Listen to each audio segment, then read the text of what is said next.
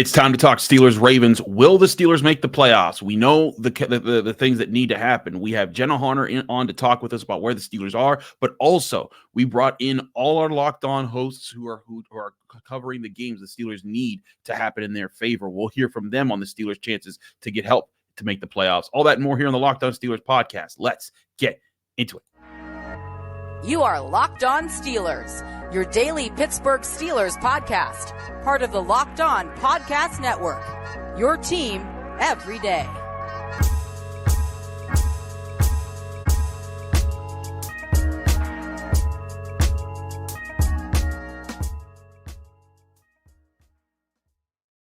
Hello, welcome to the Locked On Steelers podcast. I'm your host, Chris Carter, bringing you your daily dose of all things the Pittsburgh Steelers. As always, you can find the show on your favorite podcasting apps and on YouTube. Like this video if you enjoy it. Subscribe to this YouTube channel to get all of your daily Monday through Friday episodes, as well as our bonus content. We thank you for making us your first listen every day because we're your team every day. And today's episode is brought to you by LinkedIn. LinkedIn Jobs helps you find the qualified candidates you want to talk to faster. Post your job for free at linkedin.com/LockedOnNFL. That's linkedin.com/LockedOnNFL. Post your job for free. Terms and conditions apply. As I said before, we're joined by Jenna Harner of Channel 11 WPXI. Jenna, it's always great to have you back on the show, and it's a big weekend for the Steelers. They need to beat the Ravens, and if that happens, they need the Jaguars to lose to the Titans, the Dolphins to beat the Bills. Either one of those things happen. Doesn't have to be both. Just either one of those things happen. They're in the playoffs. If they lose to the Ravens, they need the Jaguars to lose to the Titans and the Broncos to beat the Raiders. Now, all that being said, let's focus back on the Steelers for a minute here. Najee Harris won the Angry Runs Award that always comes out weekly from Kyle Brandt, a fun thing that NFL Network does every week. And this is his fifth time winning it. And when he won it, you're supposed to send a picture back with the scepter. Najee Harris had the Steelers as a team, as the offensive line and the tight ends all pose with the scepter as a group, and he wasn't even in the photo. And it just kind of brings into into view, I think, for fans, this offense, which looked dead and buried, along with the Steelers' hopes when they were 7-7, they were struggling. They were looking like one of the worst offenses in the league. It has all of a sudden found life, and these guys are rallying around each other. And I think that is remarkable for where this team is headed right now. Yeah, I mean, hey, life is good when you're winning, right? And life is good when you're putting up 30-plus points in back-to-back games. The Steelers and their fans know undeniably just absolutely loving the offensive production, because that's been something that has been missing from this team, has been missing from this game for God knows how long. When you watch the Steelers have, play football, dating even back to, I'd say pre-2020 or the 2020 season. That was the last time I remember this offense clicking the way that we're seeing it click a little bit now, when they started off super hot and went 7-0 and could put up 30 points pretty consistently. But this has been something that you're kind of sitting here and you're like, wait, what's changed? What's happened? Why is this the big reason? And you can look at a lot of different factors. I think the Bengals defense and the Seahawks defense are not two spectacular defenses by any means. But again, the Steelers are doing what you're supposed to see from a team against a bad defense. They're finding ways to make plays. And I just think it all kind of goes back to Mason Rudolph, the way that he is sitting in the pocket. He is taking plays as they come to him. He's going through his reads. Hey, this is working. This is where I need to dump this off. This is what I'm going to do. And he's willing to take deep shots and also take shots if a defensive lineman, an edge rusher is bearing down on him. He's going to stay in the pocket, make a play. He doesn't have to escape out of it. And not to say a knock on Kenny in any way or shape or form, but we haven't seen things like that from Kenny Pickett, and you're seeing it with Mason Rudolph, and you're seeing the offense click the way that they've clicked over these last two games. The run game also too has been phenomenal, as you mentioned. And that's the thing, is that they're kind of feeding off of each other right now. Like you said, Mason's success, it's not, he's not playing at some all-pro level in these last two games, though his numbers are fine. Like his efficiency numbers are great, like passer rating, everything. But like everyone on the team kind of acknowledges, like, hey, like he's doing what we're asking a quarterback to do, and that's not a whole lot. Like he's made had some great moments, but he's not throwing 5 touchdowns in a game. Like, he's not coming out and doing things that like guys that are being considered for MVP votes are doing. But you don't need him to do that. Now, Jenna, we talked about that all off season, all during the season. They just need a quarterback to make the standard plays, and then that will start to open up everything else. That's what Mason Rudolph's doing, and that is feeding the energy into everyone. You see George Pickens being very involved. In fact, George Pickens went from against the Colts, people were saying, oh, he's lazy, he doesn't want to block for his teammates, to throwing the last block on Jaylen Warren's touchdown that opened up scoring against the Seahawks.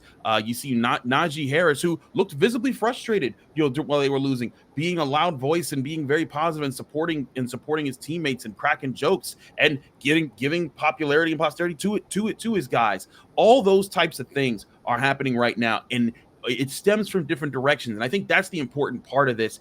It's not all just based off of one guy lifting everything up. Mason Rudolph is doing a lot of lifting as far as the improvement at the quarterback position because they've needed that. But they've also gotten better offensive line play. They've also gotten better running from the running backs, and that's led to opening up more chances for the passing offense. And I think that's a very good sign for if this Steelers team made the playoffs, they would be a force. Like, we can go back to 2021. Everyone kind of looked at like, man, the team with the old version of Ben Roethlisberger, they would need a lot of things to go their way to pull off an upset in the playoffs. I don't feel that way about this team. They might need some things to go their way to make the playoffs. But if they matched up with the Dolphins or the Chiefs, I would give them more than just a puncher's chance at those games. Yeah, especially because across the board in the AFC right now, it doesn't feel like the Ravens, yes, I can say the Ravens, but like besides the Ravens, it doesn't feel like there's kind of that one team that you're like, oh, this team is the team of destiny. They're destined to win it all. It's not really how we felt, I guess, about the Chiefs in years past, and no knock on anyone, of course. It's just there feels like there's so much more parity this year in the NFL, and it's completely evident in what we're seeing in terms of all the teams that are still have a shot here and making the playoffs. Like, that's a big factor in all of this as well. So I think the way that the Steelers have been operating and just what they've been able to do on both sides of the ball, the way that we've seen this offense have life that we haven't seen from it. And yes, you want to continue to see things from Mason Rudolph. I'm still not entirely sold yet on just the fact that he is going to be this guy for them right now. He has been the last 2 games, but I need a bigger sample size before I'm confident enough to say, I don't know, things kind of might fall off the rails in that way. I don't anticipate that, but I just feel like I want a bigger sample size of more consistency from what Mason's been doing. Can he carry it over to multiple games and not have it just be a couple, the stretch of 2 in a row here? But also, again, if they're running the ball efficiently the way that they are, and the defense, I mean, you get good news in the fact that Minkah Fitzpatrick and Elandon Roberts are both listed as questionable for this week. Elandon Roberts telling reporters in the locker room, I'm playing. And he was asked, is it kind of a pain management thing? And he just was like, no, I'm playing. He just went into that. But also, too, if you make the playoffs, you get DeMonte KZ back. So all of a sudden, your safety room gets back and gets into what, you've seen it be throughout the season. You're not having all of these holes that the Steelers have had defensively, but also, again, the next man up mentality has been a big thing for them and has been a big reason why this team is where they are right now.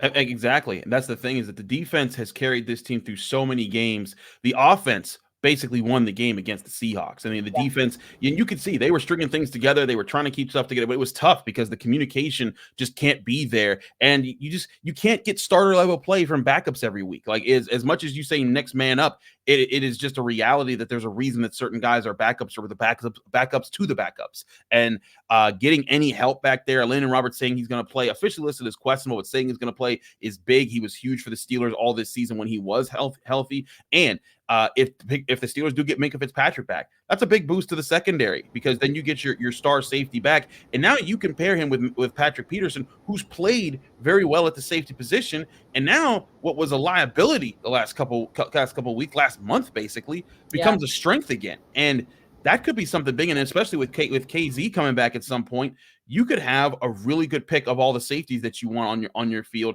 and let the Steelers defense do some things they haven't been able to do.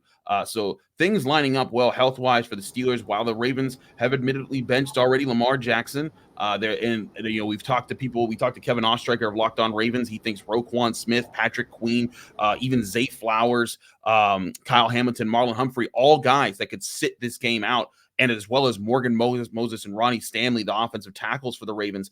This is a real chance for the Steelers to finish strong on the season. Whether or not they need to happen on Sunday for the other teams.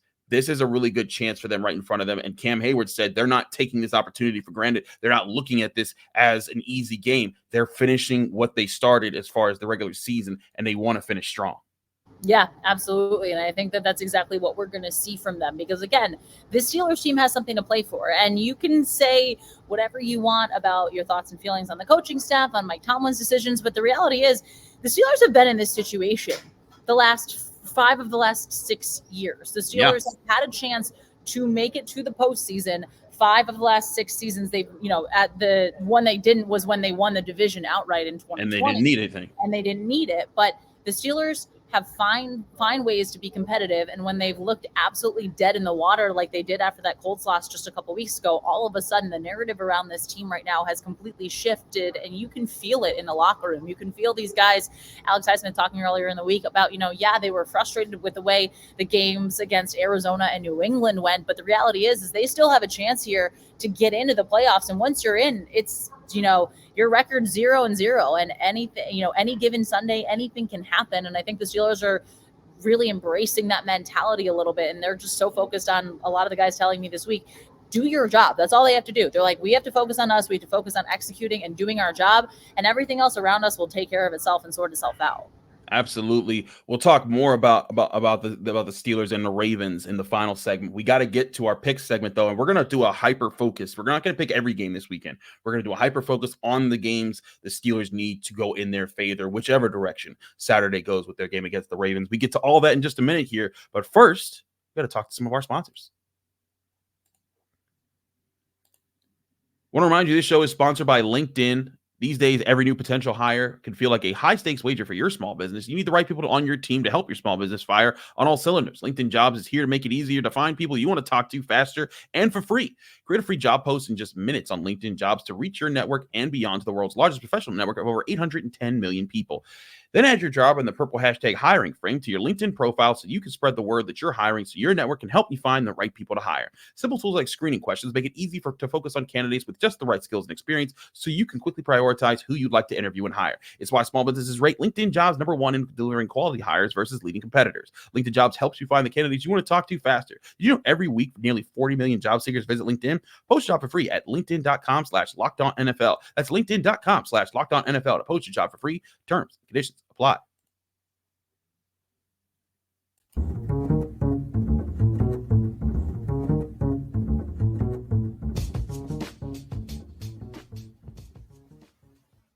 Back here on the Locked On Steelers podcast, I'm your host, Chris Carter, here with Jenna Harner of Channel 11 WPXI. Let's talk about what the Steelers need for this. We always do our picks in the middle here. Quick update on our pick league. If you've been joining with us, thank you. There's 316 of you who have been playing with us all season long. We thank you for everyone who's participated. Right now, #1 in the league is Crazy Eyes, who is running away with it with 176 correct picks on the season. Everyone else who's closest is either 171 or 170 away. Jenna, you're closer than I am. You're at 167. You're about 9 points behind them. I'm way far behind at 152. I've been falling out of the ranks all season long. But there's a lot of chances to make up ground for people in this final week with all division matchups across the board and lots of playoff games on the line here for teams. So let's take a step back and look at the games that matter again. You got the Bills-Dolphins game. That's Sunday Night Football, last game of the weekend. If the Dolphins win and the Steelers win, the Steelers are in the playoffs, full stop. You have Titans-Jaguars also on Sunday. If the Titans beat the Jaguars and the Steelers win, the Steelers are in, full stop. But if the there's also technically the shot of the Saturday night game, Colts and Texans. If they tie this and the Steelers win, they're in as well.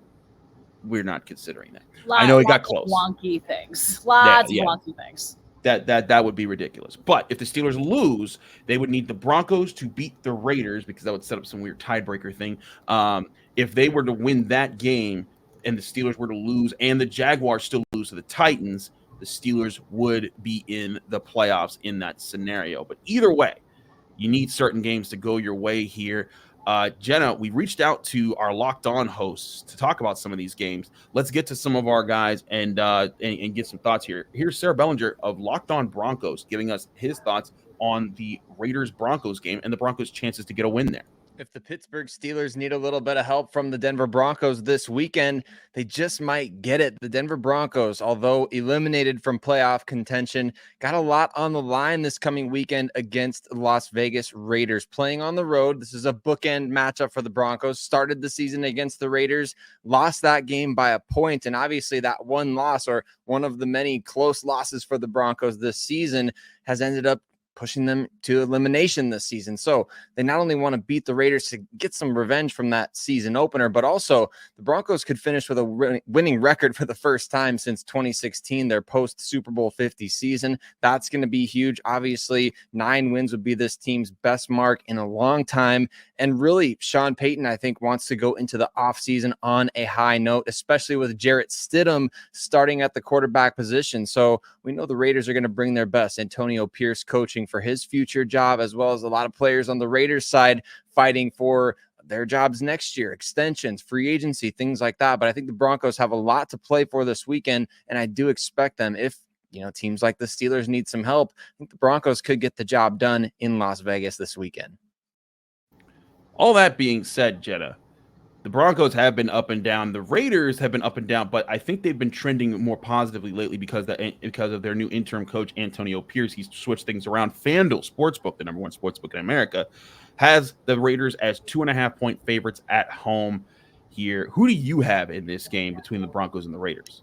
I'm going the Raiders in this one. I love what I have seen from this Antonio Pierce version of this team. You can see they're playing inspired football, reinvigorated football, and it wasn't a spark that just lasted a week or two when they made the coaching change. This has been something you've seen. I mean, I can't get over the fact that they beat the Kansas City Chiefs, and Aiden O'Connell did not throw a pass for 3 quarters of football. I know that they might not be this, this is give me a guaranteed win. I just feel like this Raiders team to me has more to play for. They also are still technically alive in this wonky playoff race.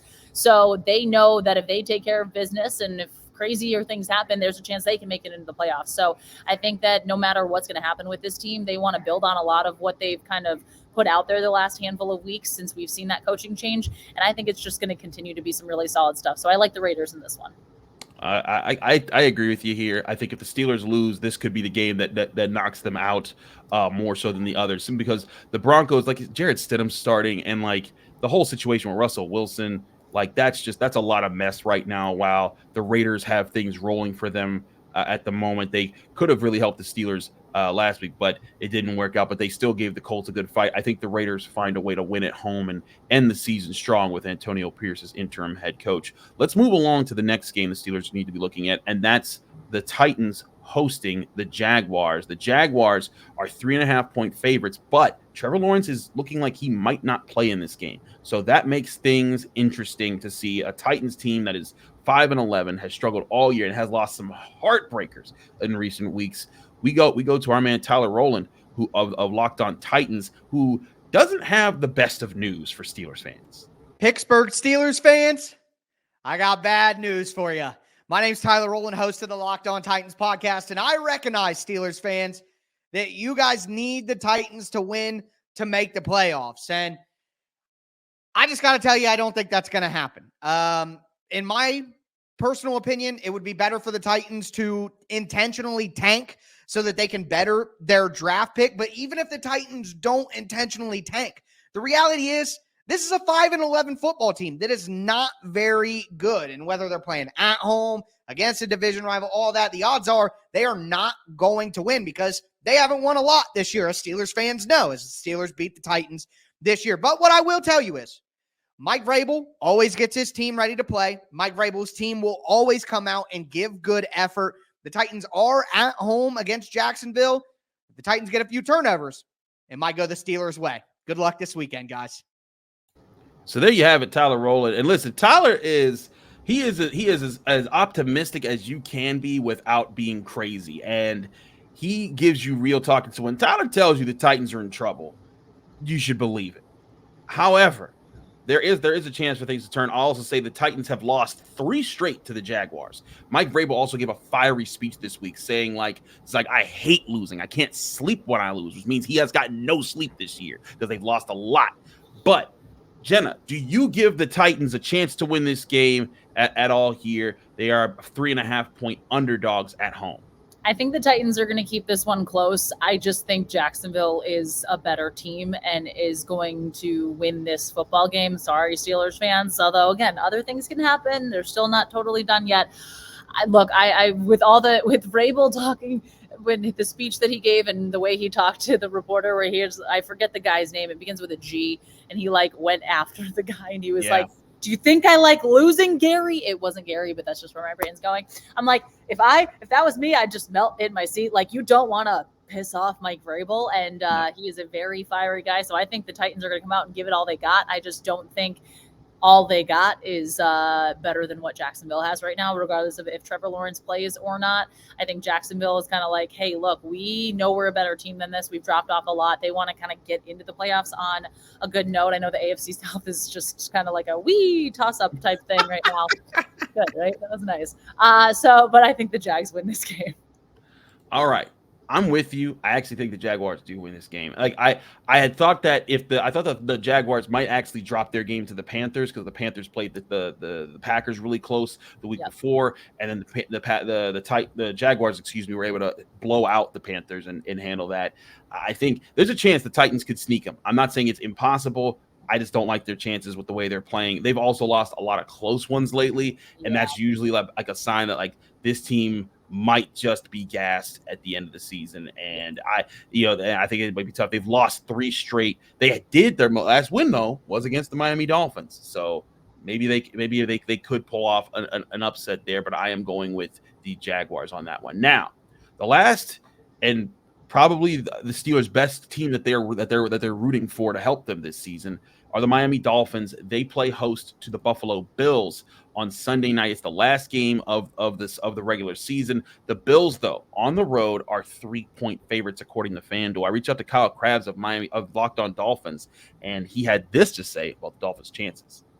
Kyle Krabs of Locked On Dolphins, and recent history and injuries won't make a victory in Week 18 easy for the Miami Dolphins, as the Dolphins lost 2 key members of their defense with Bradley Chubb and Xavier Howard in their Week 17 loss to the Baltimore Ravens. Josh Allen has had a ton of historical success against the Miami Dolphins as well, but there are a few key points that are going to go in the Dolphins' favor in this contest. They boast one of the league's best records at home over their last 20 games. They've successfully avoided multi-game losing streaks throughout the first 17 weeks of the season, and coming off of a loss in Week 17 against Baltimore, the team's trend would suggest they're able to bounce back with a strong performance.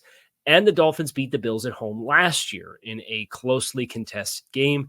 The Dolphins also have performed better against their other 2 AFC East opponents in the second match of this season. There's some variables in play for Miami that have you thinking twice, but then again, there's some variables at play that very well could help lead to a Dolphins victory in Week 18 to help them secure the AFC East title. So that's the thing there, Jenna. The Dolphins are the best of the 3 teams the Steelers could get help from this weekend. Yeah. And they're also playing for something really big, because if the Dolphins lose, they go from being the 2 seed to maybe the 6th seed. And that is a far drop. Well, and then you'd have to go to Kansas City if you're the Dolphins there. That is not a situation that you want to put yourself in right now. And you could have home advantage. You can make maybe the Steelers, maybe the Colts, maybe somebody, come to your house next week and build something strong there. I think they'll be playing for a lot. But like you said, Xavier Howard injured, Bradley Chubb injured. 2 key losses on defense for a defense that wants to play fast, and a defense that's been built specifically to take on the Bills. They brought those guys in to handle that matchup there. But granted, Tyreek Hill, though, his family is safe and he's fine after the house fire that they went through. He should be able to play. What is your thoughts on the Dolphins' chances here?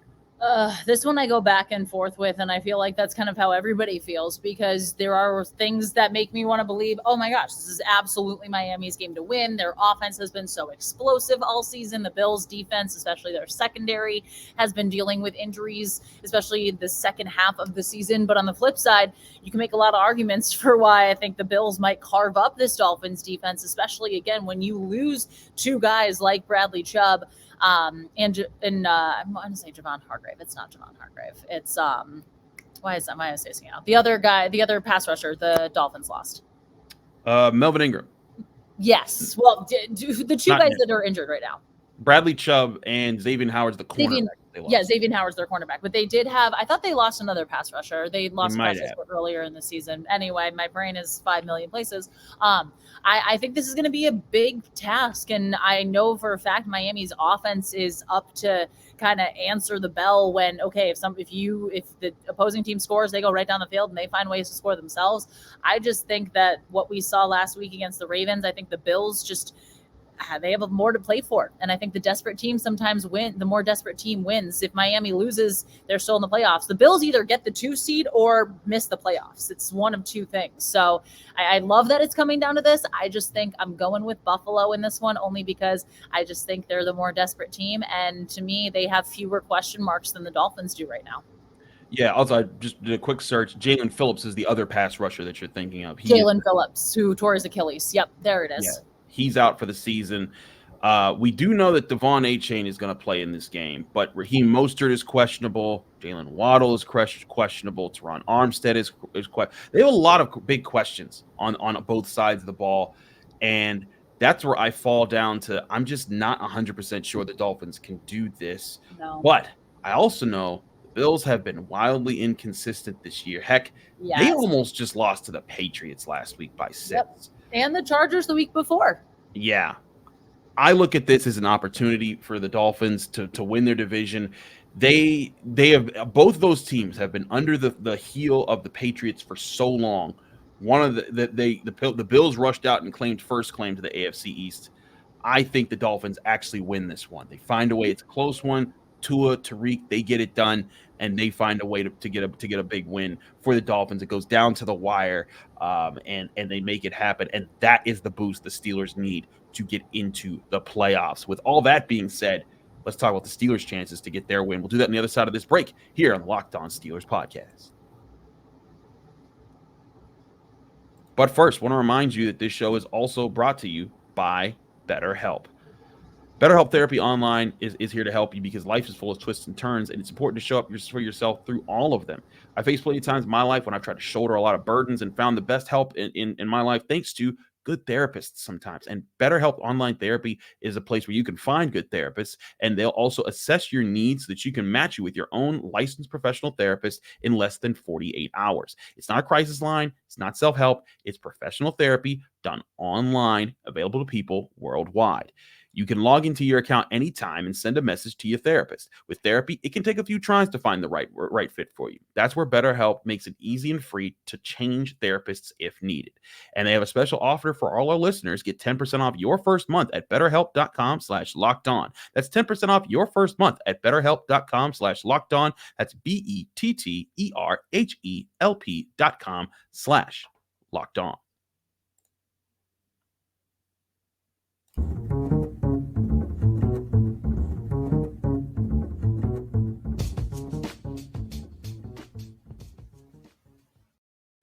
Back here on the Locked On Steelers podcast, Chris Carter, Jenna Harner. We've talked about the 3 games that are most relevant to the Steelers for their playoff hopes. Let's look at the Steelers game itself against the Ravens. Jenna, what is the biggest factor the Steelers need to secure to get this win over the top? You're muted. There we go. Yeah, there we go. I think they just need to have consistency. That's where I was going with that. I think we just need to see more of what we've seen from the offense the last 2 games because that has been such a formula to the way this team has been winning their football games. You're not asking your defense to do too much.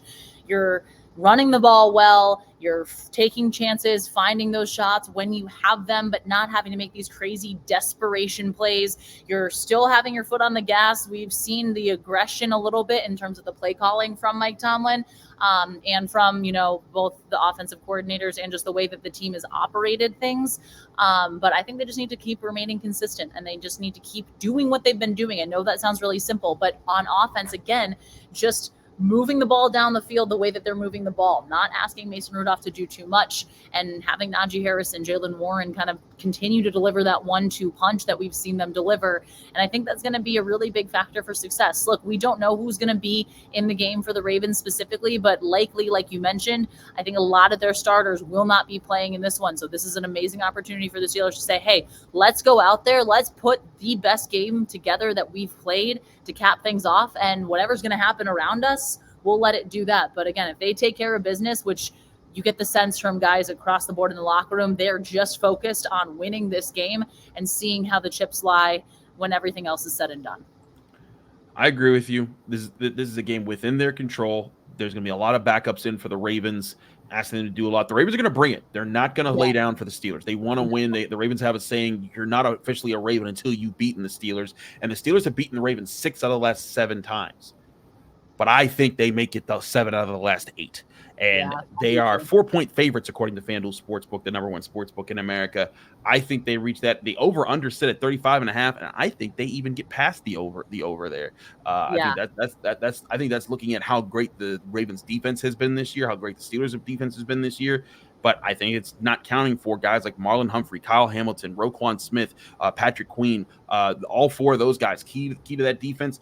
I don't expect them to play from what I've heard. So this should be a game that Mason Rudolph and the Steelers offense does enough. I have the Steelers winning 23-16, getting their chance to watch Sunday with hopeful eyes that they can get help from just one of 2 teams. Jenna, what's your final score prediction?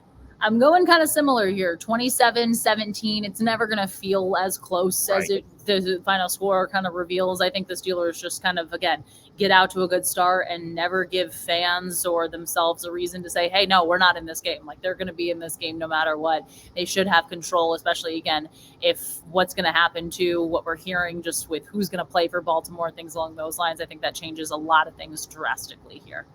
Absolutely. You heard it here first. We both picked the Steelers to win. Jenna, though, sees both the games the Steelers need to have, either one of the games the Steelers need to happen, both of them falling against their favor. I think they got a good chance with Miami to upsetting the Bills because the Bills are favored according to FanDuel Sportsbook. We'll keep you updated right here on the Locked On Steelers podcast. We will be updating you on Saturday night after the Steelers game, and then again Sunday with what happens in the playoffs to see if they're eliminated or if they're moving on and who they're going to face in the playoffs. And of course, we'll have our normal Monday episode. Stay tuned here on the Locked On Steelers podcast from Chris Carter, Jenna Harner. Have a great weekend. We'll see you very soon here on the Locked On Steelers podcast.